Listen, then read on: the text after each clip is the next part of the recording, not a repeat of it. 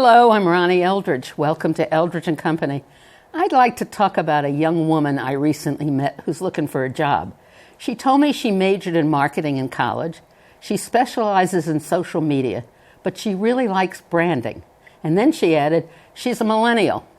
Fortunately, I have my friend Joel Ehrlich, who will help me through this description. He's a former marketing and sales executive, as well as a marketing and branding consultant. And he's currently a professor at the Fashion Institute of Technology, teaching marketing, and he's my guest today. Welcome. Oh, it's great to be here. So what does she mean? First of all, I just want to ask a question. Yeah. Advertising today is quite different, isn't it, from when it was when I was younger, which is a long time ago, even after the show that everybody watched about the advertising industry. Oh, yeah. I mean, advertising, when in the 50s and the 60s, with the growth of television, right, advertising was it. That's what it was. I mean, if you wanted to sell a product, if you wanted to sell a brand, you wanted to sell a person, you basically hired a fabulous agency, you got the most creative person you could, and you ran 30-second television spots. It started actually in a minute. That's right. It started in a minute. Well, radio was a minute, was 2 minutes. Right. Way back. And then they divided it into 2 30-second. That's right, exactly. And the network sold the advertising. That's right. The network sold the advertising. Right. I mean, there was no middleman. No, in those days, I mean, there were companies, Procter & Gamble, they owned an entire show. So it would be all of their products that would be advertising. Right. So, I mean, advertising was the way to really communicate with consumers, period. So now, we have marketing and branding. Yeah. I don't know the difference, or I'm trying to understand the difference. Okay. What's the difference? Okay. First of all of these words are a mishmash, and they confuse people. If you ask me right now, what is the definition of marketing? I could pull out 50, literally, or 75 definitions, and there are books just written on that. The reality of it is, marketing is very simple. You figure out what a consumer wants, what they like, what they feel. You give it to them. And you're called a marketing genius. That's what it is. When it first started, did you even bother to find out what the consumer wanted? Didn't you just try to sell the product? That's an excellent point. That was what they call the production era. The production era, even back to the Model T Ford, was you build it and they will come. Right. Simply. Yeah. If you produced a black Model T Ford, there was no, well, maybe the consumer wants a blue one. Maybe they want a white one. It was, we produce it, it's black, that's the only color. There was no marketing of it. Right. It was all about the production era. Right. Then we went into marketing research, is that what it was? Yes, exactly. And then what happened was somebody woke up and said, wait a minute, if we sort of kind of figure out what the consumer wants, maybe we can even make more money because we had more.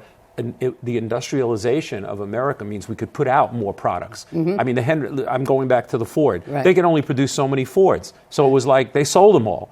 Now you go to a supermarket, they don't sell everything. So you had to figure out what it is now that people want, what they enjoy, what they'll buy. It's all about value. What the consumer thinks is of value. They're willing to pay X amount of dollars for a particular product or service. You have to figure out psychologically, well, how much will they pay and what is it that they want? It's become a science. It's much different now. Yeah.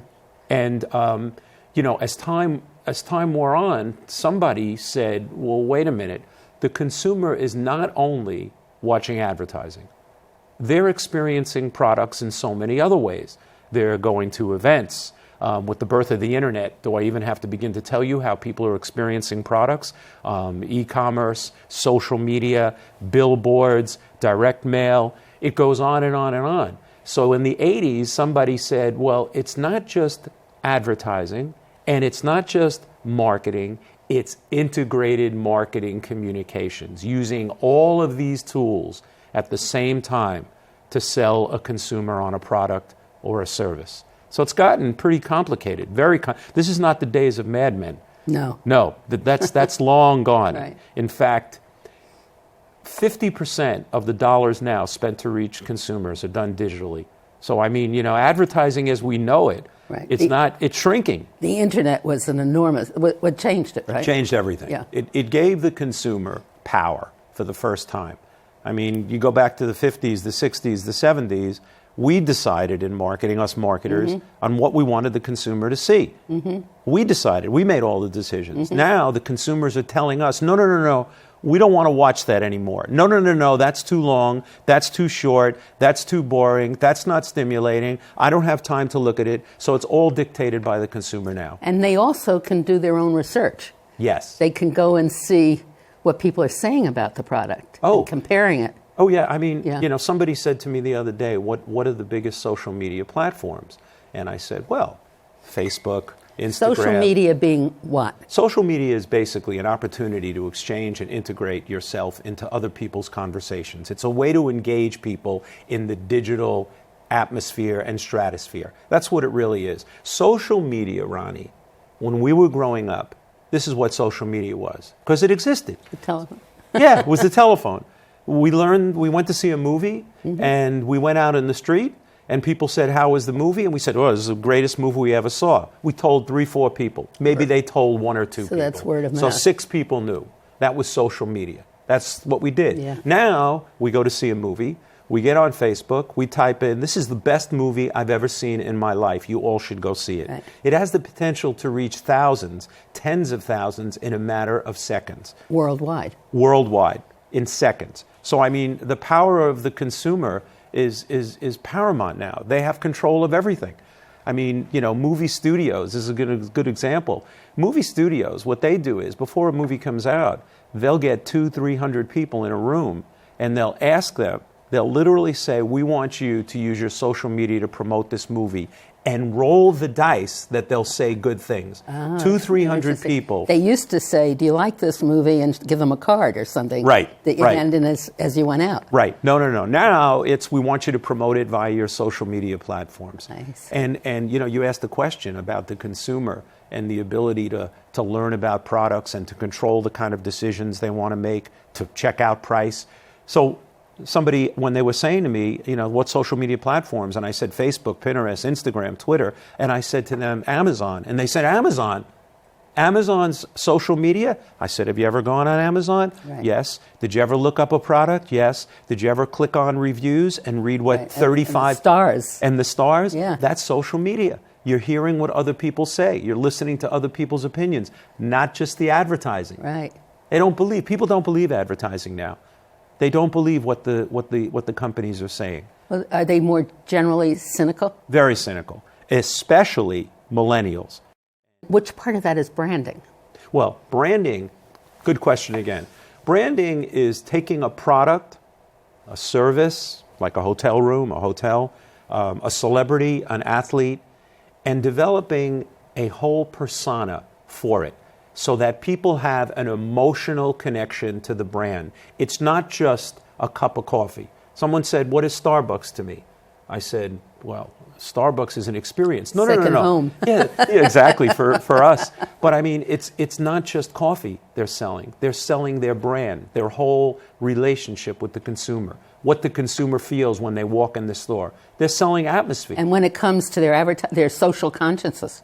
Right, right. Well, that has become huge. That's a Again, new aspect of Yes, it. especially with millennials. The corporate social responsibility aspect of marketing has become huge. Every company is saying we need to let people know we care about the environment, we care about humanity, we care about illness, we care about poverty. I mean, it sounds a little corny because you feel, are they really doing it because they care? Yeah. Or are these companies doing it because they know it's part of what people are attracted to? That's a brand. That's part of the brand. So years ago when Betty Furness first started with, was it Frigidaire? Frigidaire. Was that a branding effort? Yes, of course it was a branding effort. I mean, Betty Crocker. Yeah. Talk about Betty's Betty, was a right. branding effort. It wasn't just selling a product. It Right. was buying into the feeling that you had when you heard this fictitious person, Betty Crocker, on a box and listened to her and heard her. That was a brand. It wasn't just a product. It was an emotional experience with the consumer. Good housekeeping? Good Housekeeping, one of the greatest brands ever. Good Housekeeping, seal of approval. Whoever came up with that idea was brilliant because what they said was, well, we don't want to be a magazine. That's a product. We want to be a brand, something that people react to. They feel something when they hear it. When people heard Good Housekeeping, the words that always followed was seal of approval. Right, exactly. And it became a part of their life. Brands become a part of your life. They're a friend. They're an associate. They're something you love. I mean, I often say to my students, what did you buy this morning?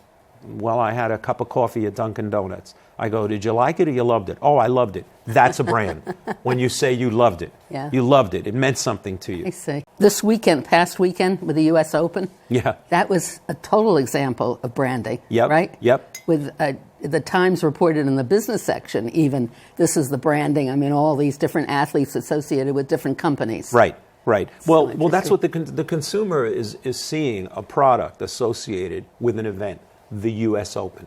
The U.S. Open is a brand. You hear it, you right away feel something, whether you feel it's elite, whether you feel it's top scale, whether you feel it's an event for the affluent. You have a feeling about it, which is why Rolex is there, because they realize that the perception. If you can afford a box, you can afford a If you can afford a box, if you can afford a ticket in the bleachers, if you even watch tennis. So that's part of the research aspect. That's they know the who those marketing. tennis fans are, Right. and they know what products they buy. They even know how much money they make, their household income, their education.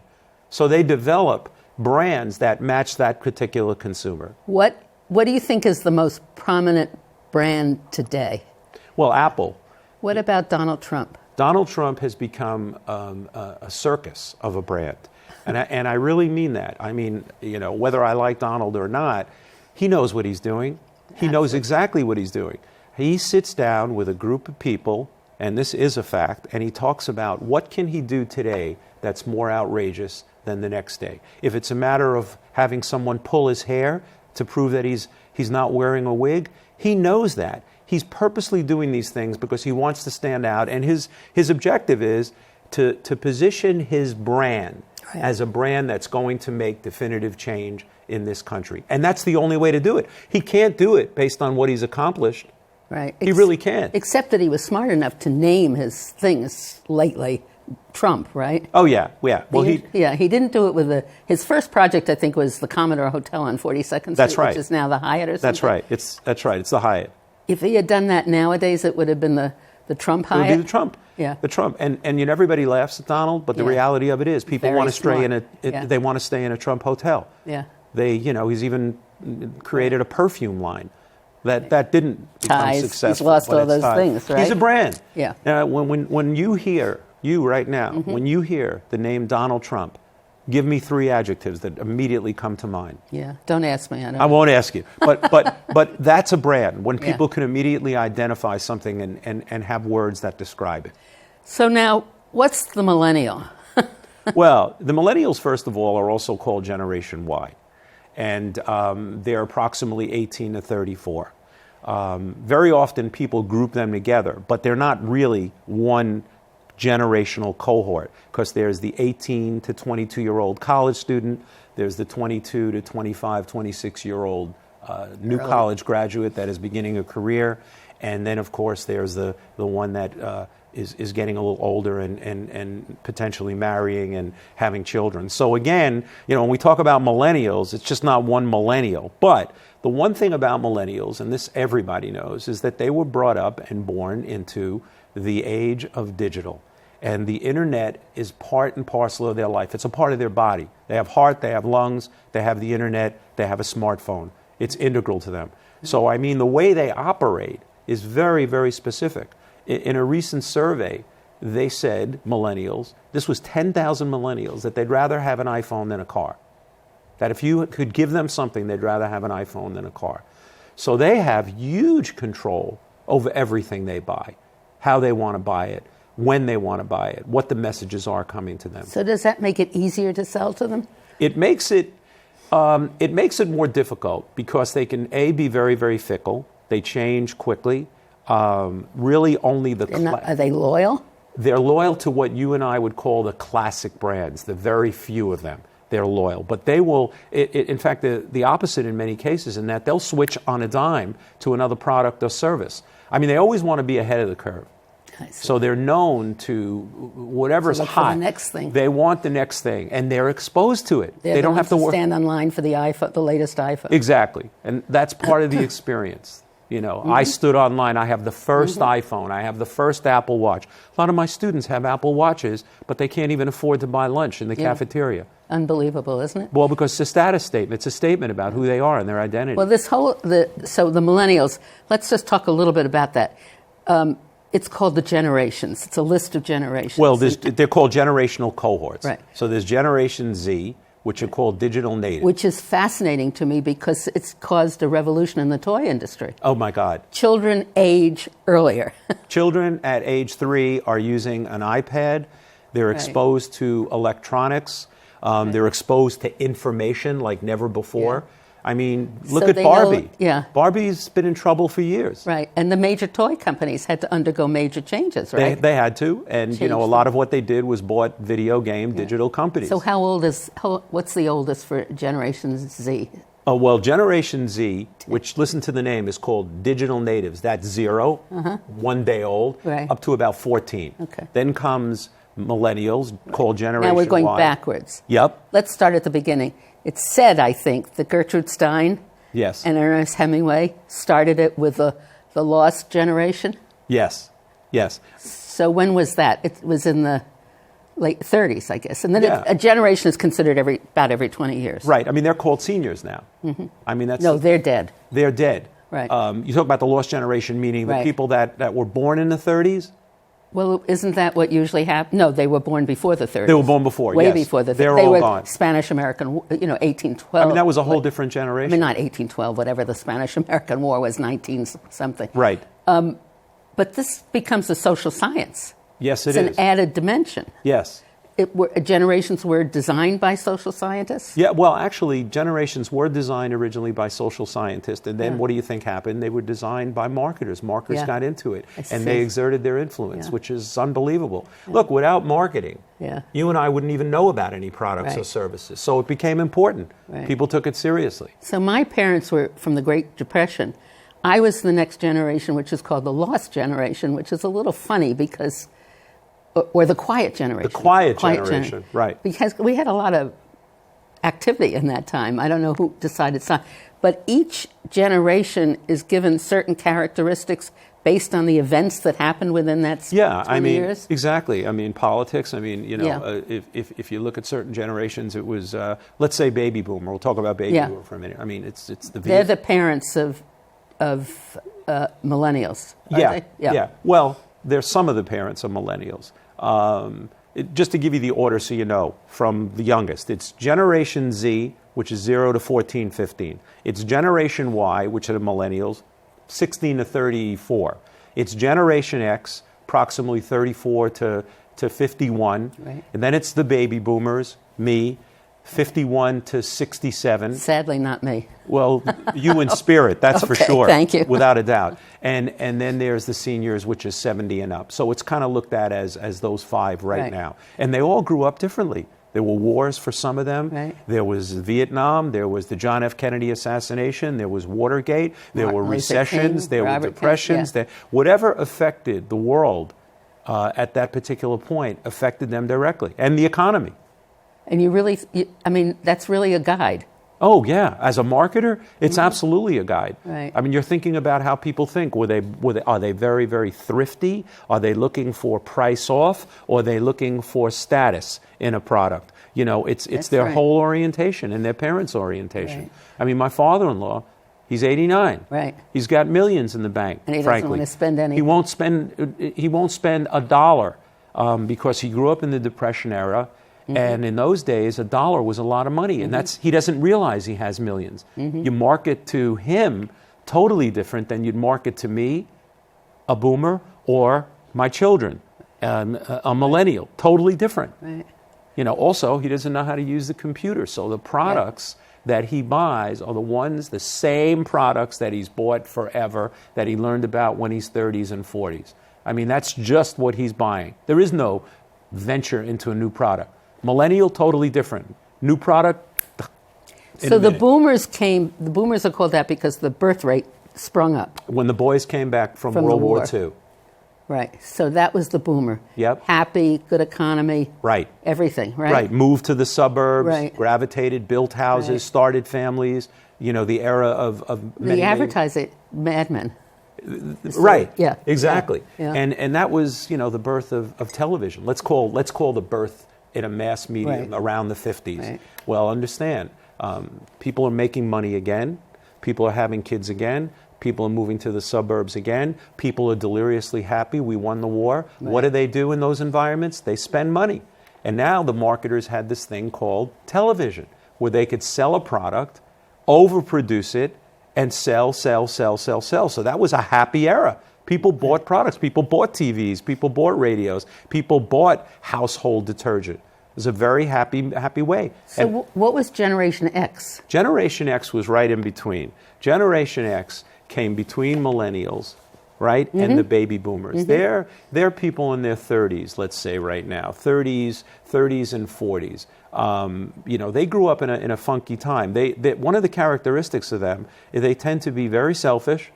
They tend to be very suspicious, very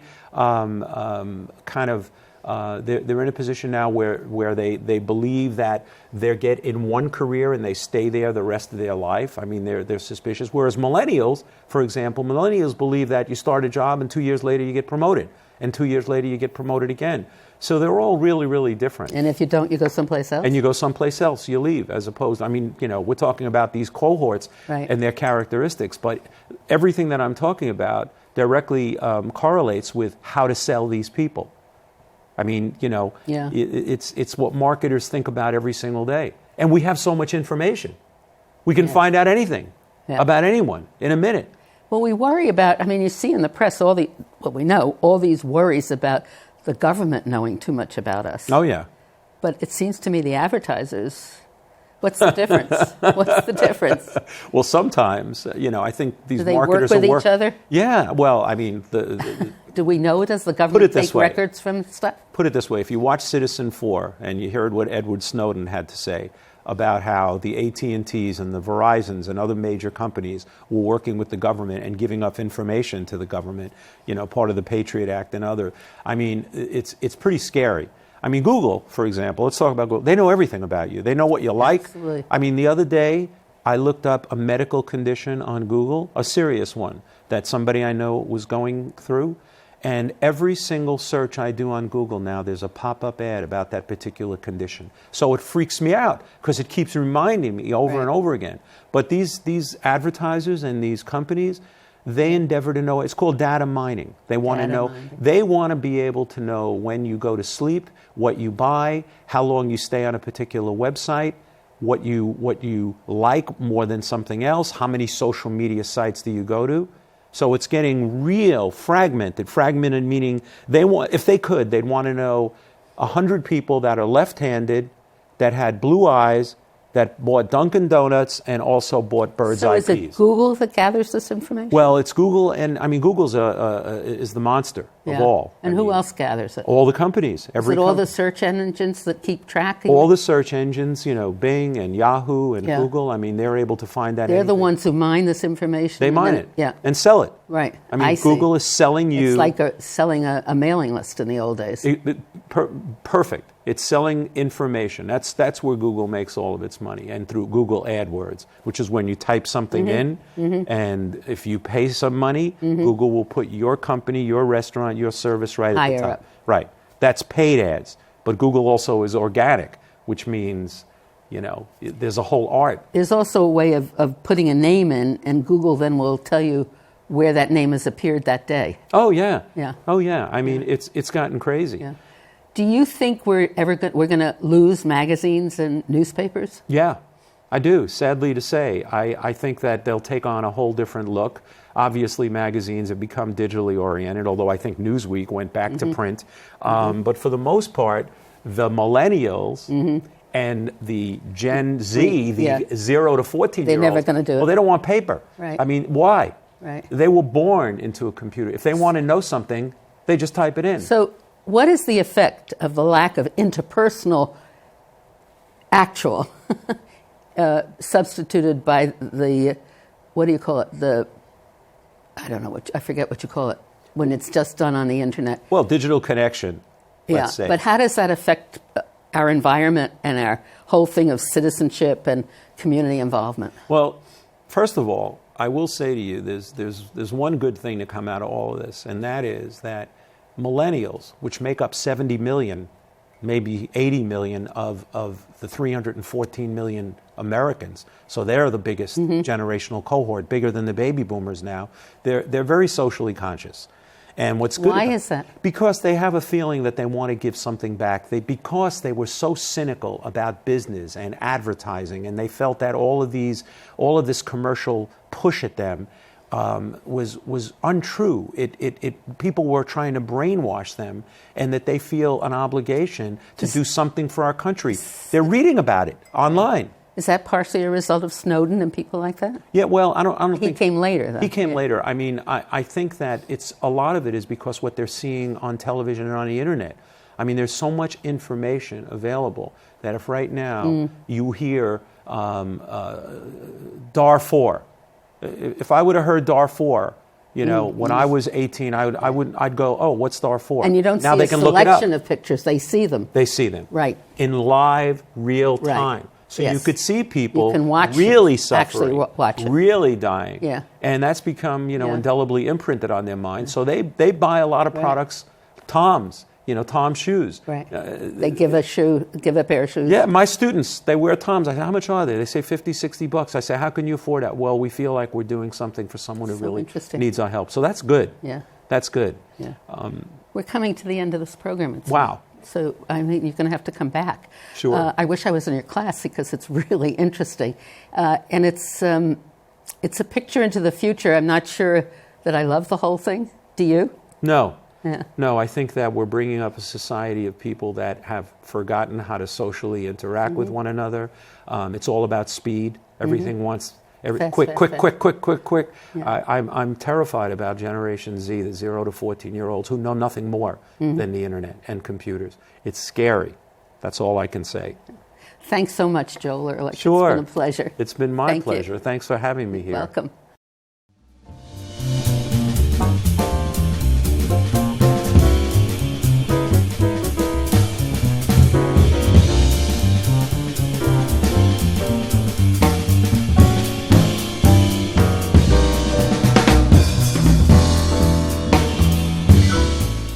If there are any people you'd like to hear or topics you'd like us to explore, please let me know.